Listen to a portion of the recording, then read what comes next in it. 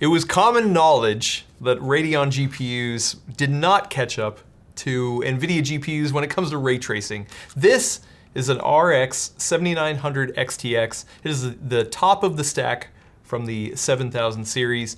And yeah, if you were interested in ray tracing, it just did not hold its own. It was pretty good at raster, but it was a real little stinker when it came to ray tracing. Yeah, so when the RX 9000 series, I have the 9070 XT in 2 forms, and also the 9070 vanilla as well. My major question was, how much better is the 9000 series than the 7000 series in ray tracing? AMD talked a big game about RDNA 4 prioritizing ray tracing performance in a lot of ways. A lot of it is just how the actual chip itself is built, math calculations, all that fun stuff. We're not here to talk about the nitty-gritty of it. I decided to play some games. So here's what I did. Okay. Before I got the 9000 GPUs in, I threw the 7900 XTX in my small form factor gaming rig, which is hooked up to a 4K 120 Hz FreeSync Premium Pro TV. And I said, you know what? I'm gonna dial in settings in ray trace games to the bare minimum acceptable performance for me using this GPU.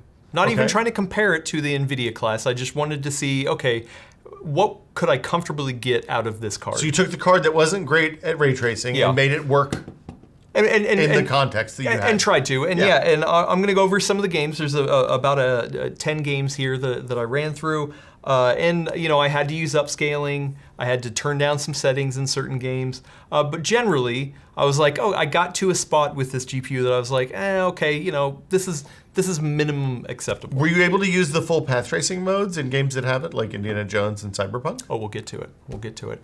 And then after I got in the 9000 series, I went back and I threw this GPU in, specifically this XFX one, into my small fractor gaming rig with the same exact settings that I had just set here, just to see the uplift.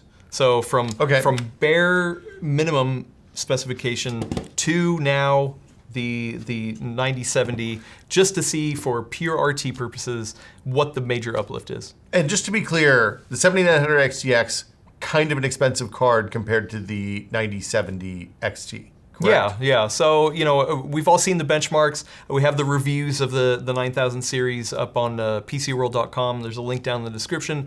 If you want to see all the benchmarks, go for it. We definitely did a lot of testing, things like that. But here, specifically, I just wanted to look at the RT performance. And we do actually have some benchmarks with RT performance, but one of the things I noticed in these benchmarks is that it wasn't painting the full picture.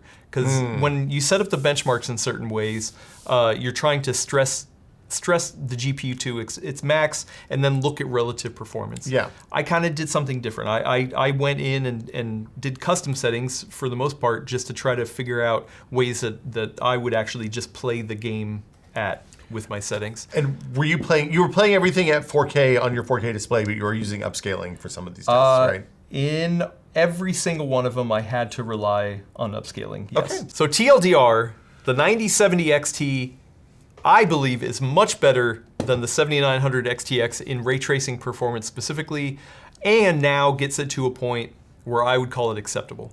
Okay. I was happy with it, and unfortunately it didn't necessarily show in the benchmarks. And that's why I kind of wanted to sit down and actually game on it just to kind of see roughly how it performed. Because if you look at the Returnal benchmark, you can see even with RT on, even though it's a light implementation of ray tracing, the 7900 XTX does perform better than the 9070 here.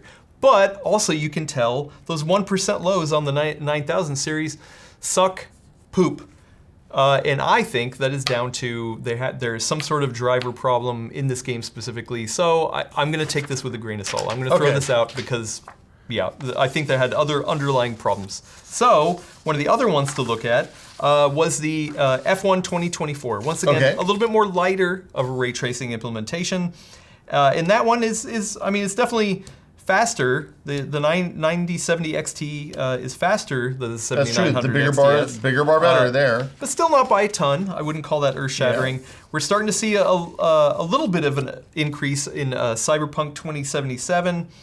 Here is with the RT Overdrive preset, but with upscaling at quality, but no frame generation on this one. And once again, we do see an uplift from the 7900 XTX to the 9070, but not a ton. And then of course, we have Black Myth Wukong in the benchmark suite, and guess what? All of them still suck on Radeon cards compared to NVIDIA, but that's the underlying technology of how this is. I mean, technically the 9000 series is better than the 7900 XTX in this, but it's still not great. So one of the problems we have with the current ray tracing benchmark suite is that, with the exception of Black Myth Wukong, which a lot of people do play, but it seems to be a pretty heavily NVIDIA skewed benchmark, most of the ray tracing benchmarks aren't ray tracing games that a lot of people are probably playing right now. And like Cyberpunk are probably heavily optimized for NVIDIA hardware anyway, right? Yeah. So like that's why I thought it was important to not worry about benchmark numbers and actually just play on the GPU itself and just see how I felt. So let's quickly run through some of the games and kind of the settings that I got to here. First up is Avowed. I actually love this game. Been playing a ton of it. Brand new Obsidian RPG in the vein of Skyrim. It's very pretty. Really cool. A lot of fungus people. Yeah, so on the 7900 XTX, when I threw that in there, I got to a comfortable spot. It wasn't great, but I got to the minimum acceptance playable for me with ray tracing.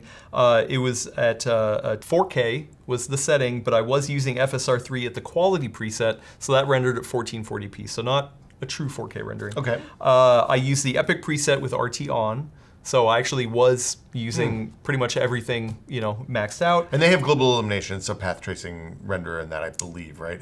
I don't think it's full path tracing, but I'm not quite sure. Yeah. Okay. Either way, I got about 45 frames per second on this, which once again, for me, playing on a TV with a controller, it was like, okay, I don't love this, but this was the bare minimum acceptance. I threw the 9070 XT in there, and I got 50 frames a second. Doesn't that get you excited? My eyebrow is like inching up, maybe. No, so it didn't like when I first popped it in, I was like, okay, well, we're not seeing too much like I didn't see in the benchmarks, right? So I plopped in Cyberpunk. Once again, ran it at the RT Overdrive preset that I had here. This time, I had the TV set to 1440p, and I was using the FSR3 performance. So essentially 2 times, so half 1440p. So I was running 720p. It did not look good. No, I bet that looks bad. I got 40 frames a second. Doesn't sound great. Doesn't sound great. This is on the 7900 On the XTX. 7900 XTX. That was That sounds real bad. The base level. It was, Was it a smooth 40 or was it an uneven 40? It was a smooth 40. And then I threw in the 9070 XT. Yeah. And I was like, I can't wait for a performance increase here. Threw in at the same thing, and I got 30 frames a second. That sounds bad. That's actually slower. Why is it slower, Adam? The 9700 XT. Because I actually feel like we were running into VRAM limitations at these settings in RT Overdrive, and that's the same settings we have for the benchmark results as well. But a little bit different of a configuration. So when I went back in and I said, you know what, I'm not going to do full path tracing. Maybe these are still just not great at the path tracing. So I tuned down to FSR Ultra. Okay. And with the 7900 XTX, I was able to crank it back up to 4K. So it was a 4K, but still at FSR performance, which was 2 times, so it was 1080p. There, I got 45 frames per second. With RT Ultra, that's the highest before you get the path tracing. Yeah. And then with the 9070 XT in there, that jumped up to 60 frames per second. This doesn't really sound like a ringing endorsement. Well, from 45 to 60, that's a pretty big jump. Yeah, but I like path tracing. I know, path tracing is nice. And we'll talk about how these compare to the NVIDIA alternatives. But if you're in the AMD ecosystem and you're saying, hey, you know what, are these actually good at RT? So full path tracing, maybe not quite there yet, but when I bumped down to RT Ultra, that was a very sizable jump for me from 45 to 60 but, FPS I mean, that's, in Cyberpunk. That's a good lift. Yeah. But I mean, it feels like we're still in a hey, these support ray tracing kind of now with an asterisk instead of no, you're not going to use ray tracing on these cards. Yeah, well, and I started off with a couple extreme examples because those kind of lined up with what we were talking about with the benchmark stuff. But it goes a little deeper. Hold on. Okay. Stick with me. Hit me. So Indiana Jones, obviously known to be once again another pretty strict performance hog. It's heavy, and it's Very also heavy. pretty NVIDIA optimized, judging by the fact that they work closely with NVIDIA on the renderer for that game. Exactly. So I had that one set to 4K, but FSR performance. So 1080p native, upscaling to that. I had the Supreme preset, so the highest of the rasterized settings, but the actual RT I set to high. So one off of path tracing, basically. Exactly. Yeah. So one step down on that, and on the 7900 XTX, I got 40 FPS. Smooth 40. Yeah. I threw in the 9070 XT, and I jumped down to 3 FPS. That sounds bad. Once again, running into RAM. the VRAM limitation with that. So instead, I dropped the RT down to medium. So that's the lowest of the RT settings, and I got 60 FPS out of this.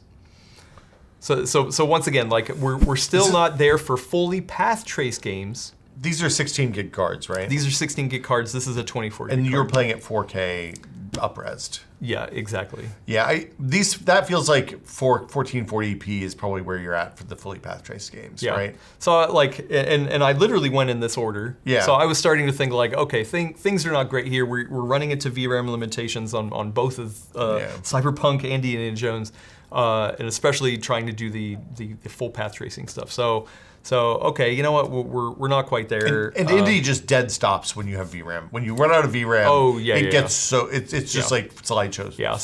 And this has plenty of VRAM to at least get to that. It just couldn't brute force in the pure ray tracing stuff. But let's keep going. Okay. So the next one. But wait, there's more. Star Wars Outlaws. Oh, okay. So yeah, a very heavy game to play, but not full path tracing to my understanding. This one I was able to lock in at that resolution with Ultra settings and RT Ultra. So both of them, it was maxed out. Like I could have turned down the settings and maybe did the resolution modifier to like 1440p, but I just wanted to see how far I could push it on that. So the 7900 XTX, I got 50 frames per second around average, which is doable. Definitely still had some drops here and there, whatever. Average 50 used to be real good about 10 years ago. But jumping up to the 9070 XT, I got 65 frames per second, which is over that 60. And this is 4K upres from 1080p. And that so that's a healthy jump, Yeah. right? Yes, it's not full path tracing, it's not the nines, but it didn't run into the VRAM limitations. Like it was playing both of them back to back. Yeah. This was a better experience to play on the 9070. Okay. So another one, Silent Hill 2, personal favorite of mine. 4K at FSR3 quality, so this was 1440p. Epic with RT on, so full. Everything full going. The 7900 XTX, I got 40 frames per second, and the 9070 XT, I got 50 frames per second. Okay. So, So 25%. Once again, not bad. An uplift. Alan Wake 2, which definitely is pretty resource intensive. The 7900 XTX could not keep up with this no matter what. So in order to get a minimum acceptable performance for me, was at 4K with FSR2 at ultra performance, so down to 720p. Yeah. It was real rough. And I had to scale down the settings to high and then RT to medium. Wow. So yeah, there's specific scenes in that game where you can really just tank performance. Like you would walk down a certain alley and it would go down to 40 FPS. I was gonna say, is it in town or is it in the forest? This where I did it was in Bright Falls. Okay. So yeah, you would go down a certain alley and it would tank to 40 FPS, and then walking around the rest of the city, is 60 FPS. But that's at 720p. It did not look good. It did not run good. It was not a great experience. So I was just like, okay, I don't think the 9070 is going to be able to expand too much off of that.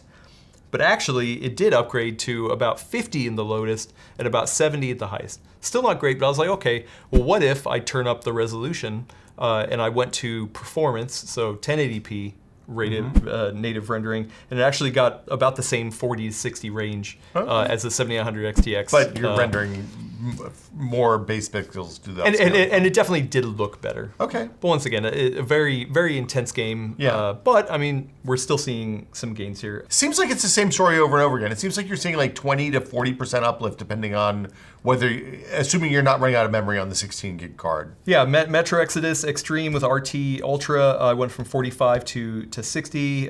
Dying Light 2 with a high quality RT, I went from 40 to 55. So I did play a couple more games, but to wrap it up here, I was more comfortable running ray tracing on the 9070 XT than I could get on the 7900 XTX. It makes sense because there's dedicated hardware in the new architecture for ray tracing acceleration, right? And it didn't exist in the old cards. So. Yeah, and that's not even with me trying any of the FSR4 stuff. You know, I just left it at in the traditional way because I wanted to compare it like for like, all that kind of stuff. So like, the thing is that the Achilles heel for AMD buyers has always been ray tracing performance. And maybe you don't care. Maybe you were okay with it. Some people hate ray tracing. Some people hate ray tracing. They want textured light maps only. That's it. Just no ray tracing. Table frames all the way around. They want to run those with Threadripper to generate those light maps. That's all they need, and they're good to go. No, and I get it. But I love ray tracing as well, though. So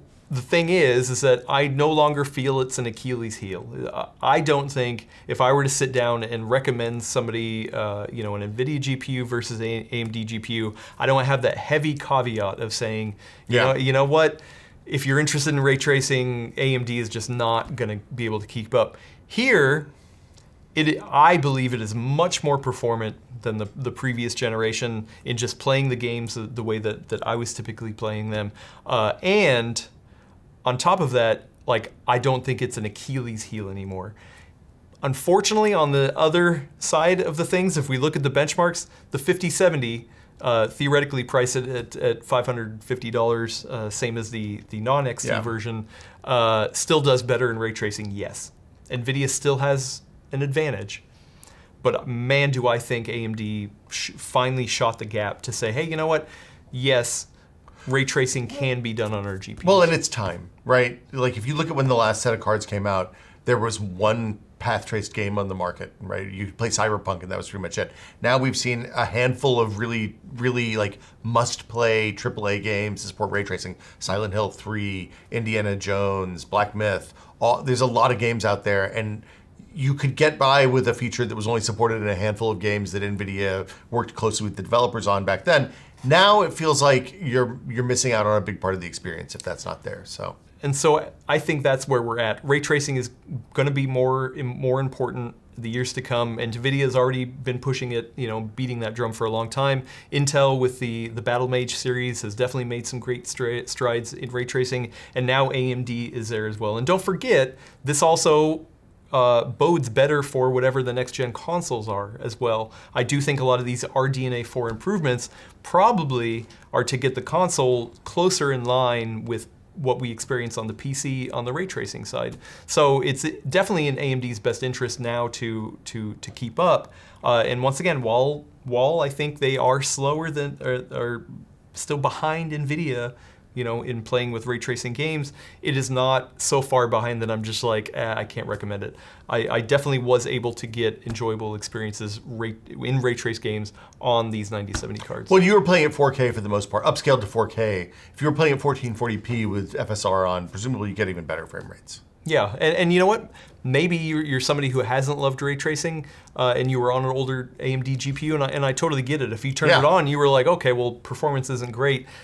If you're thinking about buying some of these newer generations, then just try it out. Now it's good enough to at least try out, experiment with, and look at. And even though that these are technically like a mid-tier compared to the best of the day of this series, that still is pretty crazy that gen over gen for a mid-tier versus a high-end is like so much better in ray tracing. Well, and I was gonna say, to your point about games to try, like if you're playing games that use darkness and light, like Silent Hill or Indiana Jones, Like, it is such a huge difference to have actual lighting on your characters as you're moving around in the world and the people that are walking around with you. It really, really looks markedly better. It's not like the old days where suddenly there were reflections in puddles that you kind of never looked at after the first 5 minutes. Like, the global illumination stuff is really impactful. It's worth checking out, I think. So good job, AMD. Good job, RNA for pushing things forward. I really appreciate that. I think this is going to help more adoption of ray tracing technology out there. Very last thing I will say before I go, though, is that I ran into driver issues. Oh, no. Yeah. And I'm not trying to harp on AMD drivers here, but in Hogwarts Legacy, I definitely did have some graphical issues when turning on ray tracing. Cyberpunk with ray tracing on, I would get driver crashes there. And in Ratchet and Clank, I was getting heavy frame drops as well using RT in there. So like they still got a long way to go, but I do want to give them a thumbs up. It is much better, and hopefully they will continue to improve upon it. So yeah, ray tracing. It's here. I appreciate it. You appreciate it. I love it. I think it's really cool. Let us know what you think. If you pick up one of these GPUs, try out some ray tracing games. Let me know. Maybe you still don't like it, and hey, that's cool. Guess what? You can still play other things on it, I guess. So whatever. Anyway, I love testing. I love actually taking these new GPUs and throwing them in my rig and like just actually gaming on them. It definitely is an important part of the experience. Benchmarks do have a time and place for sure. But actually just... It looks like it's on the floor, Adam. I know, yeah. Well, but I actually do like experiential testing as well. So let us know what you think. Yeah. There's been some fun kind of... The GPU onslaught seems to be slowing down. And we can finally clear the dust and just start gaming on this. Well, and I think, we all believe that bigger bar is better. Sometimes the benchmarks don't tell the whole story. So here we are. Exactly. Telling the rest of the story. Yeah. Thanks for watching. Thanks, Will, for your opinions. I always appreciate those. I'm here to tell you the benchmark papers are on the floor. Yeah. Thanks, everybody. If you want to watch more GPU testing videos, just check out this box right here. This box right here contains a cool video about GPU benchmarking. I don't see a box. Yeah, you will. You will. Wow.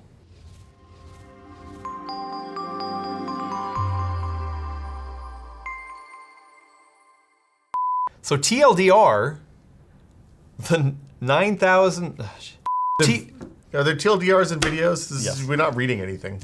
I'm just asking questions here. TLDR.